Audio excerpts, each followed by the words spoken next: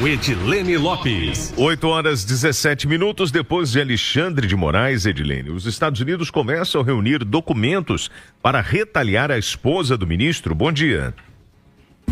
Bom dia, Travassos, bom dia, Kátia, bom dia aos nossos ouvintes. Sim, começa. Se houver um novo passo nessas sanções, dessas medidas cautelares contra o ex-presidente Jair Bolsonaro, ou então algo que seja do Supremo Tribunal Federal relacionado ao ministro e que o governo dos Estados Unidos considere que seja um avanço nas infrações que, segundo eles, o ministro do Supremo Tribunal Federal está cometendo contra os direitos humanos, haverá novas sanções. Só que os próximos alvos não são ministros do Supremo Tribunal Federal. É Viviane Barsi, a esposa de Alexandre de Moraes. Essa é uma apuração nossa da última sexta-feira, inclusive, mas essa conversa vem ganhando força nos últimos dias. Eu converso bastante com o núcleo duro do ex-presidente Jair Bolsonaro e, segundo eles, os dados de Viviane Barsi já estão na mesa de Donald Trump, que pode tomar mais essa medida. Por que punir a esposa de Alexandre de Moraes? Porque ela seria uma forma de sobrevivência financeira dele para a utilização das empresas que ele não pode utilizar por causa da sanção que está sofrendo. Nós vamos lembrar aqui um caso, não é nada comparável, mas só para a gente ter uma ideia, não houve uma punição à esposa do Eduardo Bolsonaro, porque ela seria considerada alguém que poderia estar dando uma sobrevivência a ele para além das punições que ele estava sofrendo.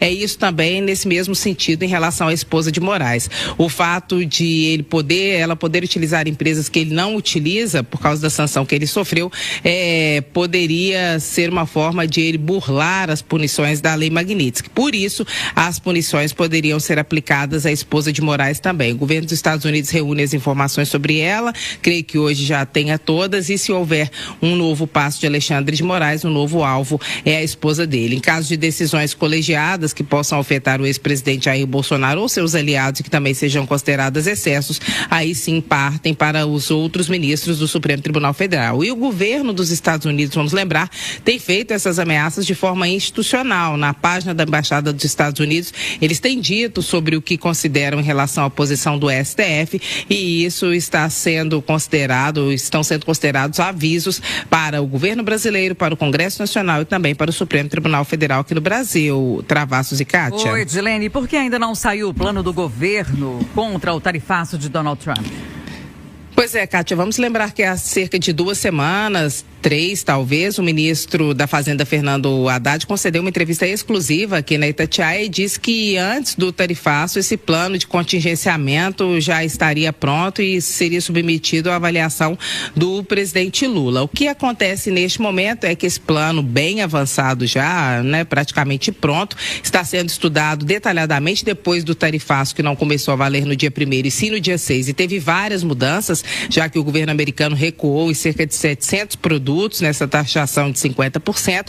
O que o governo brasileiro quer, além de fazer as articulações bem amarradas com o Congresso Nacional, que vai receber os projetos de lei que vão fazer esse plano de contingenciamento funcionar, é saber qual será a exata medida dessas punições dos Estados Unidos depois da conversa que Fernando Haddad tiver com o secretário do Tesouro americano, Scott Bessent. Por isso também o governo tenta sentir exatamente, o Haddad falou isso aqui, embora ele tenha estipulado uma data para a entrega do plano de contingenciamento, que o governo brasileiro precisava saber exatamente o que o governo americano faria para aí sim adotar medidas precisas. E essa conversa nova da próxima quarta-feira pode surtir algum efeito. Esse plano deve ser apresentado, a expectativa pelo menos é ainda hoje, mas o que o governo tenta é sentir nesse termômetro qual é o exato impacto para que tenha um plano também preciso, porque ele vai significar desembolso de recursos do governo federal que o governo não precisava fazer nesse momento se não fosse o tarifaço, já que tem que haver socorro aos setores produtivos, ofertas de linhas de crédito,